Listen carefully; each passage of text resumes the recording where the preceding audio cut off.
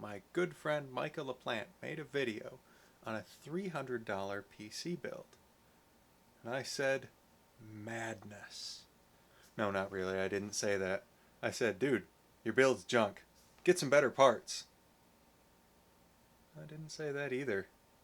I forget what exactly I told Micah. But anyways, I think I can make a better one. And cheaper too. But I didn't. Sadly, with the parts I've selected, I have cost $6.96 more than Micah's build.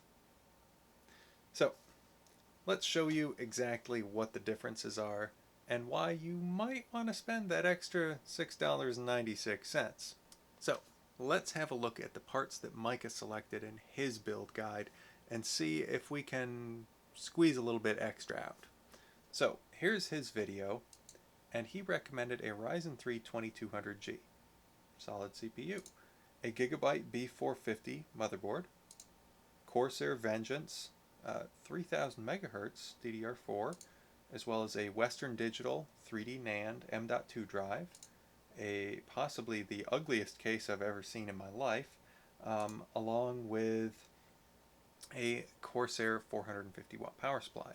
A very solid build. Everything that Micah selected here would serve you well. But I've made a couple small improvements. Let's have a look at my build. What we have, the same 2200G. I know, kind of lame. But with a budget of what we're talking about, there's not many directions we could go. Sure, you could splurge a bit more, get a 3200G, but for the price difference, the difference in performance here is only about 7%. So whether that's worth it to you or not to get that extra little bit of performance is your call. You could wait, and the current gen stuff is going to go down in price as time goes on, but the 2200G is still a solid CPU. Now, my next decision that I made here was to go for a full-size ATX board. This is the ASRock B450 Pro 4. I personally have this motherboard in my personal computer, and it's phenomenal. It's very stable with overclocking. It uses very quality components, has 2 M.2 ports, as well as 6 SATA ports. Now, with the way that PCI Express, SATA, and M.2 stuff all work, if you use an M.2 drive, it does disable some SATA ports. The advantage of this bigger board is there's a little bit more space for everything on there, so you get a few extra expansion slots, PCI Express things in case you want to do Crossfire, stuff like that. You can down the road. If you are set on a smaller board, you want a micro ATX, here's another great option. That'll save you a few bucks and get you a little bit closer to Micah's budget, but we're going to go for that full-size board. Then as far as memory goes, we have some Ballistic Sport, also 3000 MHz, so we're not losing out here.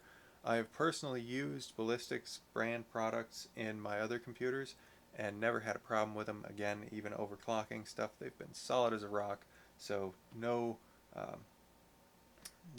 worries there. For storage, this is where things start to get different. We have a crucial P1 NVMe M.2 drive. Now, what's the difference between 3D NAND and NVMe? Well, it's in the realm of 1300 megabytes a second difference. The drive that Micah suggested, the 3D NAND Western Digital drive, while being a very good drive, is going to max out around 500 megabytes a second. I personally have the 1 terabyte version of this crucial drive, and I've seen constant read speeds of around 1800 megabytes a second. This thing is blazing fast, like stupidly fast, but that's good. It means faster boot times, faster load times in your games.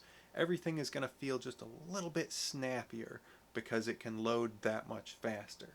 So, that storage is going to be a big upgrade. Next, a case. This is where I went over budget right here. By $7 whole. This is what broke the bank, because I couldn't, I didn't have it in me to build a computer and put it in something so ugly that I want to hide it in a cupboard. So, here is the Deep Cool Matrix 55. Now, this is a little bit more expensive than the one that Micah used, but look at the difference. You've got a tempered glass side panel. You've got your power supply mount on the bottom for better thermals. You've got fan mounts. There's radiator mounts. Lots and lots of brackets for storage and cable routing. Everything is better. This is going to be a case that you're going to keep when you upgrade. So you may build a $300 computer now, but a year down the road, if you upgrade, you're going to throw out that other case. This one, you're going to keep because it's nice. And then I went for an EVGA 450 watt bronze rated power supply. EVGA, again, I've used their products. I actually have this exact power supply in another spare computer I've got, and it has been flawless. It just works, no problems, and hasn't given me a lick of trouble. So I know that it's a good unit, and it's nice and quiet with a 120 millimeter fan, and it matches the case perfectly with that kind of matte black color scheme, along with the motherboard and everything else. It's gonna look nice in there. So, all of that being said, is it really gonna be worth that extra few dollars to end up with a nicer case, a nicer motherboard, way faster storage? It's really your call. So, whatever you decide, let us know down in the comments. Me and Micah will obviously both be keeping tabs on your thoughts. So, thanks for watching.